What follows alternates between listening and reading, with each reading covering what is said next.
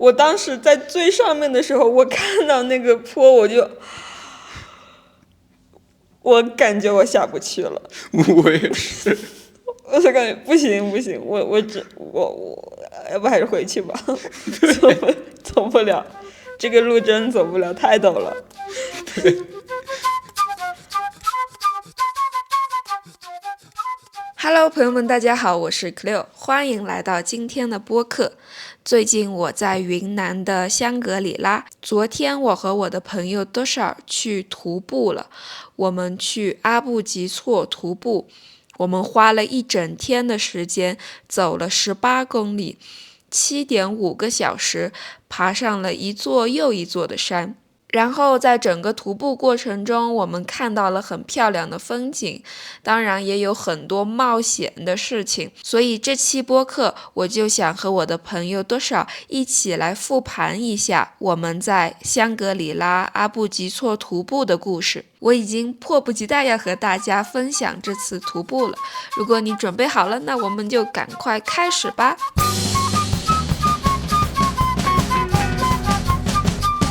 现在是2026年的4月12号，是周日，对吧？对。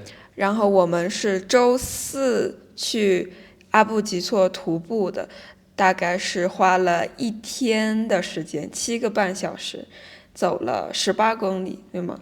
对，7个半小时大概。对。然后我们前一天晚上去超市买了一些零食准备，我们买了一些面包、一些坚果，还有一些小零食，像脆脆鲨，还有奥利奥，对吗？对。对，你之前跟我说到有好多就是中国的奥利奥口味，你没吃过，对吗？对，比如说那个生日蛋糕口味的奥利奥。对。对，它很甜，它比原味的奥利奥要甜很多，对吗？对对，但是我更喜欢那个生日蛋糕的味道。它有那个彩色的，就是很多颜色的一颗颗小颗粒，对吗？对。然后它比原味的要甜一点，然后对，还有我们吃到了抹茶的。对，抹茶口味的，还有树莓和草莓还是蓝莓，树莓加蓝莓。树莓加蓝莓，对。然后后来我们去网上查了，发现还有可口可乐味的，还有宇宙味的 universe 味道的。对，然后月亮。对，还有月亮口味的。我们出发前就去买了些零食，我感觉有点像我小学的时候出去春游，你知道吗？不知道。就是像是在春天的时候，我们全班同学会组织那种春游，就是有那种小的 trip，然后大家前一天晚上就跟爸爸妈妈去超市里面买东西，然后去春游的感觉很像。然后第二天早上我们就进山里面了，大概是早上的8点，对吗？8点钟我们坐了那个大巴车。对，早上8点坐了大巴车，大概是40分钟。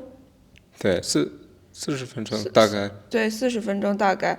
然后我们到了山里面，就是起点，对吗？对。最开始的那个地方。其实一开始进去的时候，我们是在最后，对吗？在我们 group 里面是在最后的。对，最后的。然后他们都说你要拍照，应该去前面，然后你可以就是慢慢拍照，有时间。但是我们在最后，他们说没有时间拍照。对。那个向导就跟我们说你们如果要拍照的话，你们要走得快一点，要在前面，不然的话你们就可能会落下，会跟不上队伍。然后反正我感觉最前面的那一段路大家都很快，都想太快了。对，太快了，我就跟不上，根本没时间拍照，也没时间看，也没时间喝水，对吗？对。刚一开始进山的感觉就是绿色的森林，对吗？对，全是绿色的。我之前看到的森林，它可能树都是同一种树，但是上次我们去看到的树，它是有点黄的，有点绿的感觉，像是绿里面还有绿色的那种感觉，很漂亮。对，有很多很多，就是不同的绿色的树。对，有好多绿色的树。然后前一天我们是下过雨了，对吗？对，前一天跟大前天都下雨，然后都是阴天。对，但是那一天的天气就非常好，是晴天。对，天真的很蓝。对，很蓝，很干净。对，我觉得下过雨唯一的缺点可能就是地上有点湿，对吗？对，就如果有雪的话，它就会很脏，对对，吗？当天我们去的时候是晴天，天就非常干净，然后空气也非常的透，非常的舒服。我们人走的地方路就很脏很泥泞，对吗？但是我们看到的远处的雪山就很白，很干净。对对，对这么多雪。对，好多好多雪。然后我记得我们在走那片绿色森林的时候，远处看到了3座雪山。哦，对，然后我当时听到了向导跟我们说，翻越这座雪山，我们要翻过去。我当时以为他就是开玩笑，我以为是假的，我以为他就是说的，就说我们要爬那个雪山什么之类的。对，然后他们这么大这么远，我没想到我们真的会就是爬那些山。对对，真的很远，就是可能看过去就小小的山，而且很高，对吗？对感觉也没什么人，对但我们最后竟然就是爬过去了，就在雪山上面了。对，大概应该是4、5个小时后，我们突然对在那个雪山。对，那个风呼超大的风，没有森林，没有植被了之后，风就超大超大，对吗？在雪山上。对，这很大的风，没有植物，都只是白色的很多对很多雪。对，都是白色的很多雪。我们爬过了那个绿色的那一片森林之后，可能就慢慢的接近雪山了，对吗？对对，所以我感觉在山里面，如果有风的话，就很大很大，就会站不住的感觉。对然后没有风的时候就很安静，很安静，对，特别是很安静，对，完全没有什么声音。完全没声音。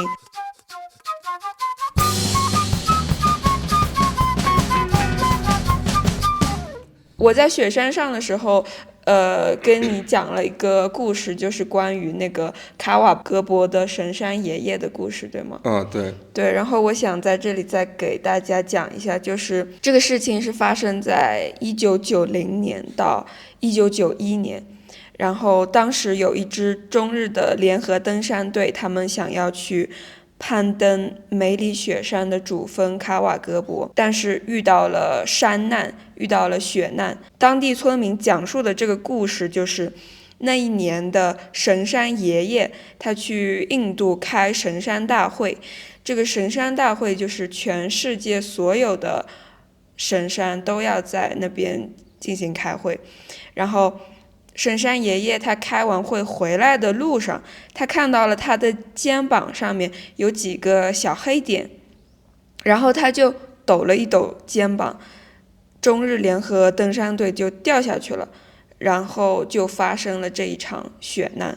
然后我当时说非常打动我的一点是，当地的居民会把他们人格化，就是会把山当作人，当作爷爷。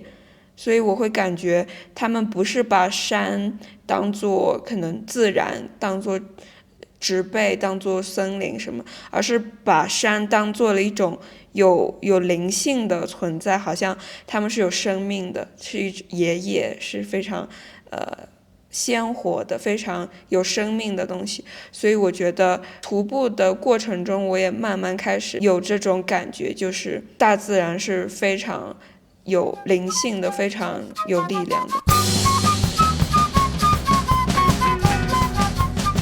然后有时候我会在想，为什么我们要花一整天的时间，还要花钱，还可能会很累去爬山，对吗？对。但我后来觉得，可能这就是我们人类冒险本能的一部分，因为在登山过程中，所有都是未知的，你不知道风会不会大，对吗？然后你也不知道接下来的路是什么，对，你也不知道会不会下雨。对，然后我周三在昆明的青旅，然后周四突然在雪山，很冷，很大的风，我觉得很大的那个contrast。对，你登山的前一天早上还在昆明，对吗？对。然后第一天的下午，然后你就从昆明到香格里拉，大概是五六个小时。对，5个小时。5个小时到了香格里拉，然后第二天可能中午的时候已经在雪山上面了，然后那个风。对，大概一天，从昆明突然到那个雪山。对，你在昆明的时候有想到是这种徒步吗？没有，完全没有。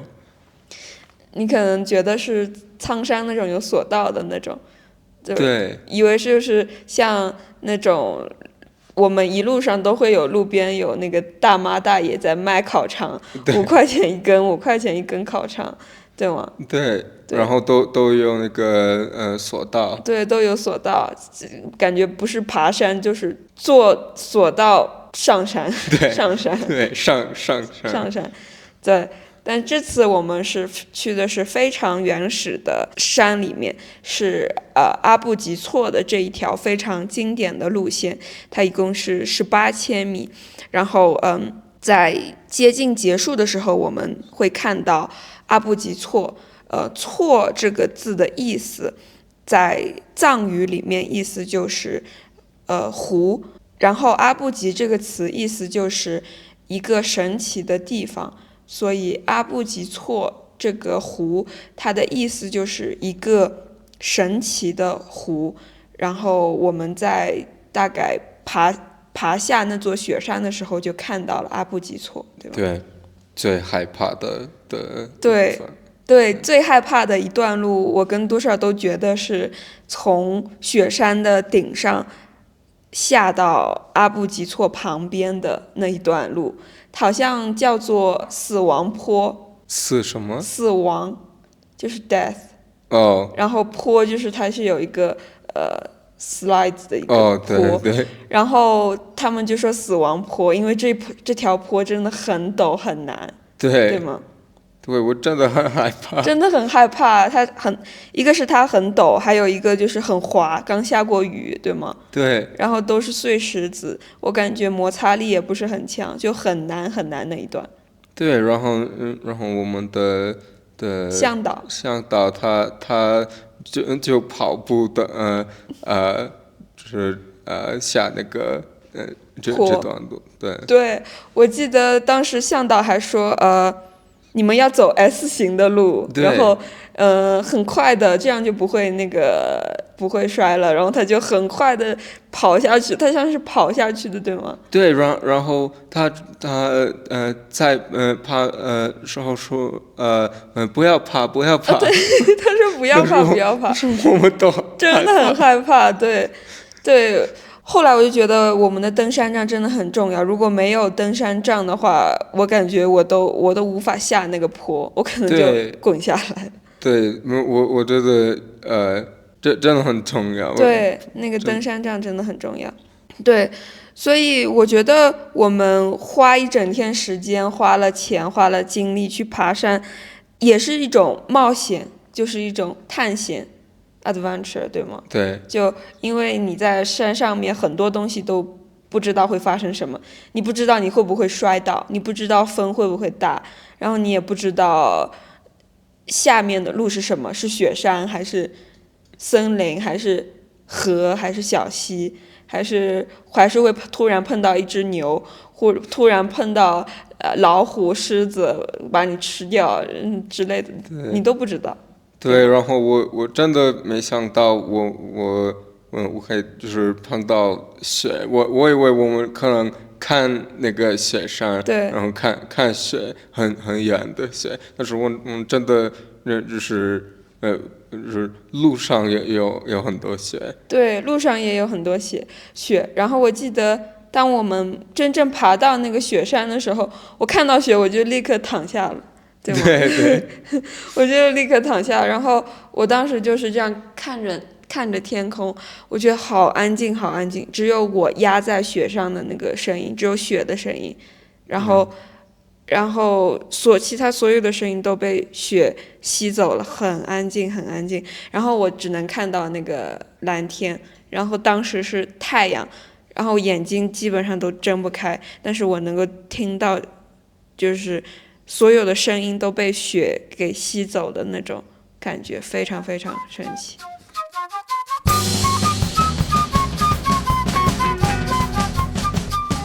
对，所以我感觉我们为什么要去爬山，可能在路上我们就会慢慢了解这种感觉，因为它其实跟在城市里面完全不一样，对吗？对，然后我觉得跟那个索道的那种的山也完全不一样。对，完全不一样，因为其实你索道上山，你已经非常简单的、非常容易的就能够看到很漂亮的景色。如果你在最上面的话，就像我们看摄影书，就是你之前不是送我那个 Treasure Land 的，对还有包括我们阅读、我们看书，我们可能有想象、有 imagination，但是我们每个人看到这本书，我们的 imagination 都是不一样的。对但是还有包括我们看摄影的书，虽然很漂亮，但是我们好像不能真正的感觉到那种山的这种第一视角的感觉，对吗？对，然后我们只在看书，我们我们没是真的爬那个山。对对对，我们也只是可能看到漂亮的照片，没有真正的爬过那个山。但是当我们真正爬到那个山的时候，我感觉不管是书还是照片，都无法代替真正的体验，真实的体验 experience。就我觉得，有两个原因，一个是我们的眼睛太厉害了，对吗？对，因为眼睛看到的东西比照片里的细节要多很多很多，对吗？对你人眼能够看到的东西，会比书本或者是照片里面看到的更加的神奇，更加的直接。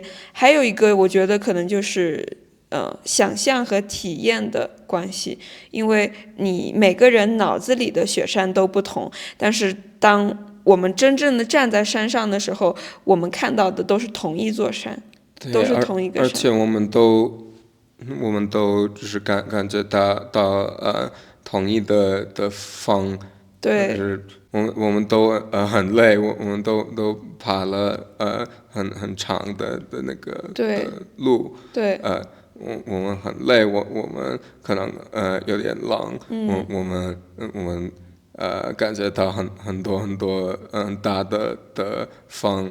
对，完全不一样。然后在这次徒步之后，当我再去看那些摄影的书，我就会知道，可能这样一张很漂亮的照片，他们可能要走很多很多路，他们可能要去很多地方才能够看到这样的景色，对吗？对，而且那本书我送给你，就是一个人一个摄影师就是拍过每个美国的国家公园，有大概50多个对公园，他他爬了每个公园，然后对，你送我的《Treasured Land》是关于美国国家公园的一本摄影书，它在这本书最前面有一张美国的地图，有所有美国的国家公园。然后这本书的作者是一个越南美国籍的一位摄影师，然后他在很多国家公园都拍了非常非常漂亮的照片。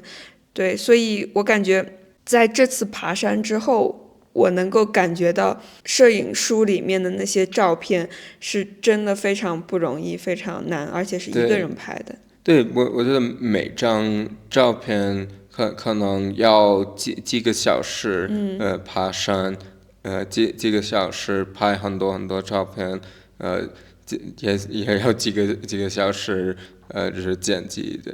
对，后期什么之类的，我觉得就非常不容易。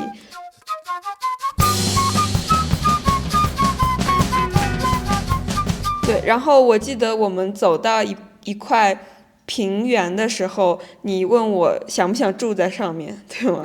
对。对，山上因为没有信号，对吗？完全没信号。完全没有。对，然后我说我想要住在山上面，然后那我的 YouTube 怎么办？然后你说我每次剪视频我就需要找人把我拍的东西用摩托车运下去。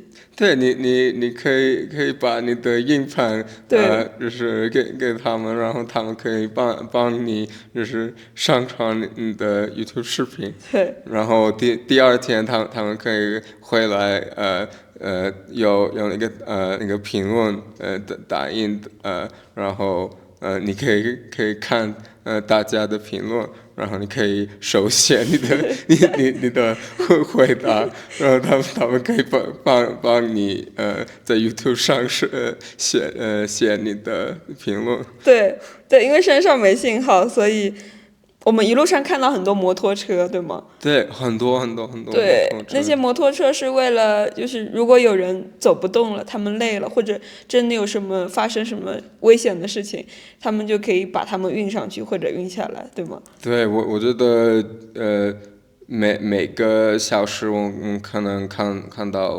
10多个摩托车。对，有好多摩托车。所以如果我真的某一天住在了这个山上的话，上面也没有信号，我如果有拍好了的素材，我就要把它放到我的硬盘里，然后要找摩托车把它运下去，然后第二天他们再把评论运到山上来，然后我再手写回复，再运下去上传 YouTube。 对，然后但是我有一个问题，如果你住在那边，你拍很多视频，都是雪山的视频，然后你没有什么人可以就是讲中文，或者你的 vlog 都就是雪山，所以你可能要找到就是新话题，对吗？对。你可以拍那个马或者牛，就问他可以做那个 interview， 你这个小牛你在山上住的怎么样？你每天吃多少草？你每天这个开不开心？你早饭吃了什么？对。这个小牛，这个小羊，你今天早饭吃了什么？然后那个小羊，然后你开心吗？对，你开心吗？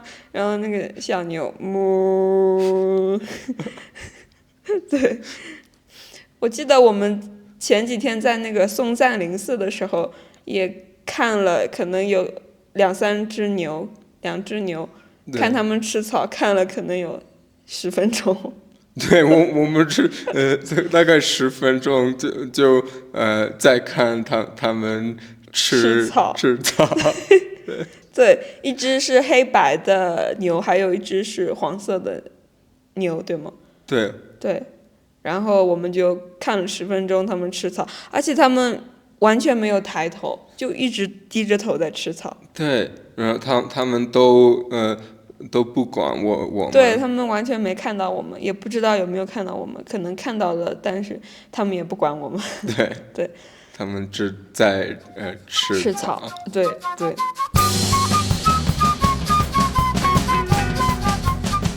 然后我又想到了一个非常搞笑的一个事情，就是云端。哦，对，云端。对，就是在你的词典上面，如果你输入云端，它出来的是place high in the clouds 还是？对对，it plays high in the clouds。因为我们那时候在讲那个硬盘或者 cloud storage 的东西的嘛。对。然后你写了云端，然后我能猜到它的意思，但是我也要查那个词典，然后他说他的意思就是 a place high in the clouds。对，place high in the clouds，云端它其实应该是 cloud， 对吗？对。对，它有两个那个意思在那个词典。它第一个就是 a place high in the clouds， 第二个就是电脑的那个 cloud。对，就是电脑的云端。后来我们没想到，我们真的到了云端。对，云端，就是 a place high in the clouds，对，就是云中的很高的地方。云中高的地方，对吗？对，我当时记得我们站在雪山上的时候，我感觉到云就在我们的面前。对，是平的，不是我们需要抬头看的。对，我们已经就是云端。对，就是已经在云端，我就觉得哇，太神奇了，完全跟在底下看到的不一样。对，我们可以看那个云的上面。对对，然后在一路上我们也遇到了很多鼓励我们的人，就是他们可能是走那个新线的人，新线的就是你到了雪山顶看到了阿布吉措，然后又返回的那条线，对吗？所以有好多他们可能是走新线的人，他们返回的。对，然后他们会鼓励我们说加油之类的，对吗？对，我们在爬那个路有很多雪，然后他就都说加油加油。对，加油加油，对对，就一路上遇到了好多人说加油，然后让我们继续。所以你觉得在整一段路上最美的是哪一段？最漂亮的，最让你觉得你会永远记得这一个画面的是哪一段？我觉得那个我们发现了，我们真的在雪山上，然后突然都是就是雪。我觉得可能这是我最喜欢的一段，但是我也觉得最漂亮的可能是在我们可以看到那个阿布吉措。对，那个湖。我觉得那边很漂亮，但是我还更喜欢那个我们就是一发现我们真的在雪山上面。对对，我感觉阿布吉措它就像一滴蓝色的眼泪，可能是山或者是天上掉的一滴很大的水。对，我就觉得非常非常漂亮，它就在山的中间。对，一片很蓝很蓝的湖，就在雪山的正中间，四周都是很高很高很高的山，然后突然那个湖很深，而且也不大，对吗？对，很漂亮，就很神奇，很漂亮。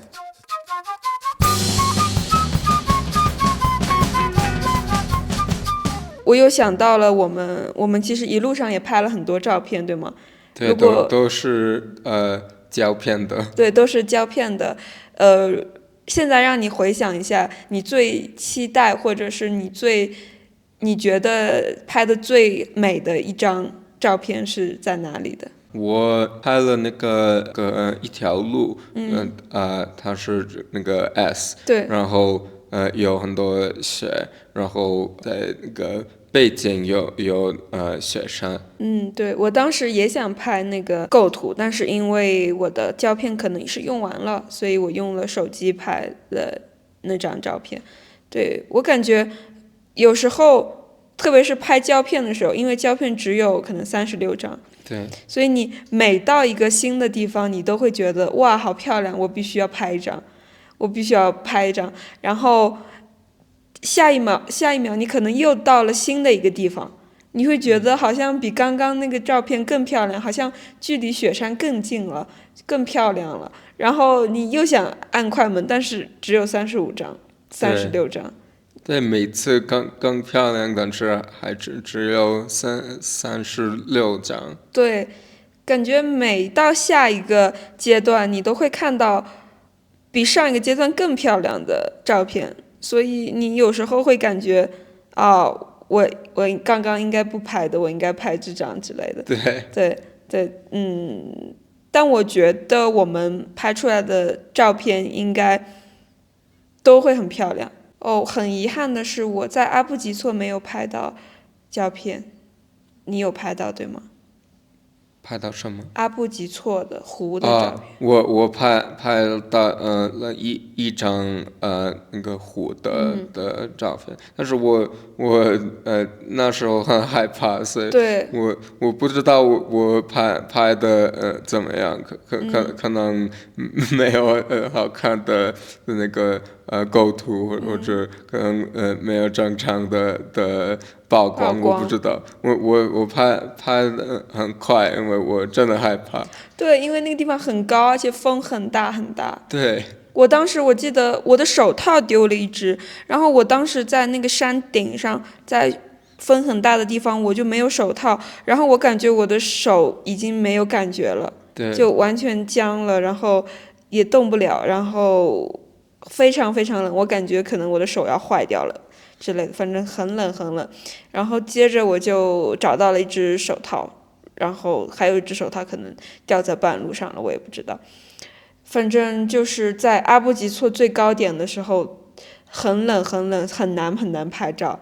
对，所以我后来回去看到他们有人在阿布吉措最高的那个地方拍照，而且拍的非常的自然，非常的悠闲，非常的，然后摆各种 pose， 我就觉得哇，怎么做到的？也有可能是他们那天的风不大，但我们那天的风实在是太大。我们拍的合照在山顶，我觉得我们都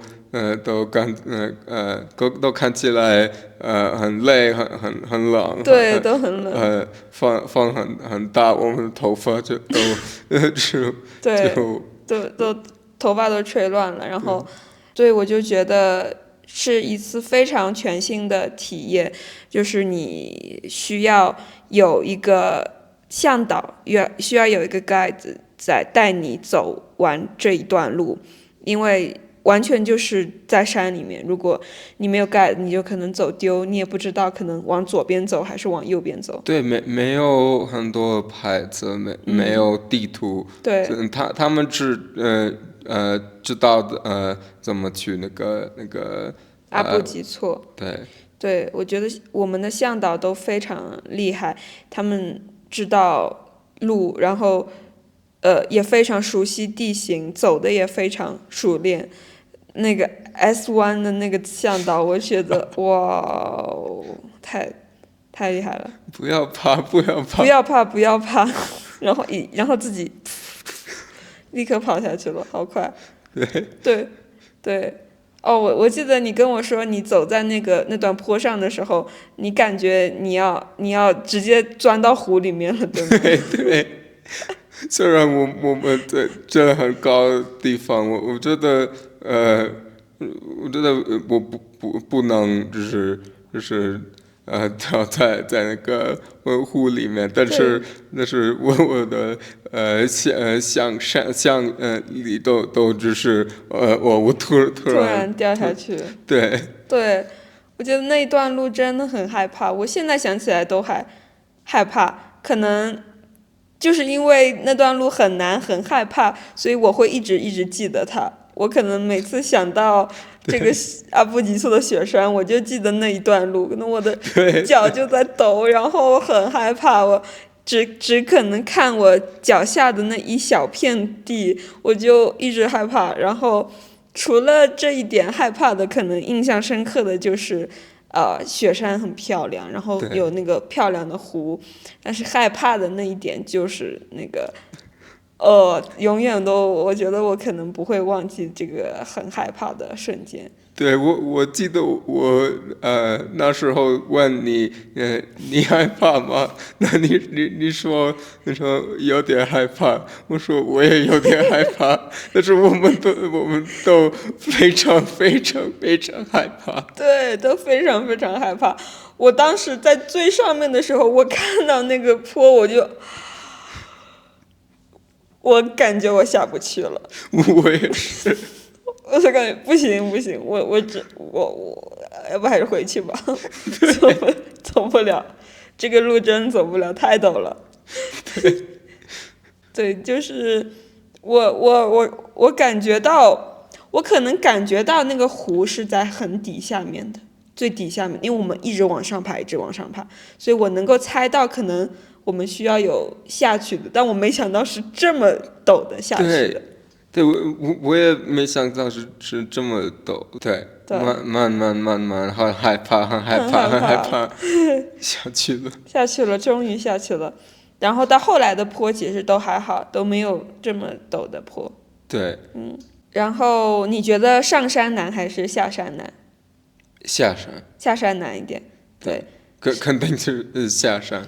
特别是我们刚聊的那一段。对，我觉得上山可能累，但是至少是安全的，你不会说害怕或者可能就是累，因为加上我们那边海拔很高，对吗？好像有4500。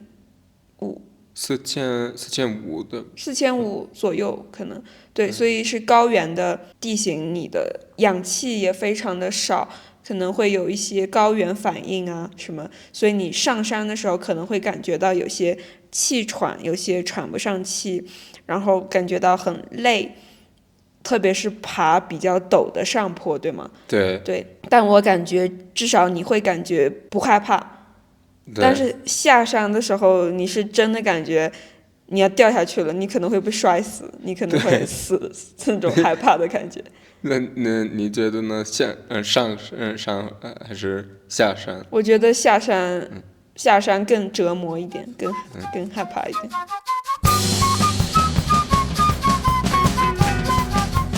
然后接下来我们想聊一聊关于跟香格里拉有关的一些文化的内容，比如说书，或者是相关的跟雪山有关的书或者漫画。第一个我想讲的就是关于香格里拉这个名字，Shangri-La。对，是这是个小说的。对 ，Lost Horizon。对，然后他们有个城市叫香格里拉。香格里拉，对，中文名字叫做消失的地平线，对吗？你之前知道香格里拉是 Shangri-La 吗？我不知道，因为你跟我说你要去香格里拉，我没发现这就是香格里拉。我还以为他们就是两个不同的地方。对，然后我在高铁上也看了一本书和一个纪录片。这本书是郭靖写的《雪山之书》，然后讲的也是关于香格里拉梅里雪山的故事。如果大家有兴趣的话，也可以去看一看，是关于梅里雪山的一个调查，还有关于当年1990年卡瓦格博雪难的故事。然后还有一部推荐的纪录片就是卡瓦格博。卡瓦格博就是刚刚我们讲到的梅里雪山的主峰，它在1990年的时候发生了雪难的故事，还有包括他们亲人的讲述。我觉得这件事情对于整个梅里雪山，对于整个香格里拉都是非常非常重要的一个历史的事情。如果大家有兴趣的话，可以去找一找这个纪录片，在 YouTube 上面也可以找到，大概是1个小时。还有一个关于雪山有关的汤汤的漫画，对，里面有一集就是丁丁丁丁就是中文里面的听听，也是法语里的汤汤，就是《丁丁历险记》的一本，是叫做《丁丁在西藏》。对，我看过。对，它里面讲的就是丁丁的中国朋友张，他在雪山上面受难了，然后丁丁知道这个消息之后，他想要在雪山上面去找他的朋友张，然后他就和队长来到了雪山，来到了西藏，然后在西藏遇到的很多藏族的文化，其实跟我们在香格里拉看到的很多都很像，对吗？对。那些西藏的文化，还有包括跟印度的文化也很像。对。后来我们去了松赞林寺，我们去了那个寺，然后看了很多关于藏族文化的一些东西，有好多寺庙，我觉得跟在中国其他地方的寺庙很不一样，它因为跟西藏交接，所以它有很多藏族的文化，对，很不一样，很漂亮。对，很不一样。我觉得跟印度的词很像。很像，对，因为他们可能都是梵文的分支，可能印地语跟那个藏语都有相同的地方。对。对，这个就是我们讲的关于雪山、关于西藏、关于香格里拉文化的部分。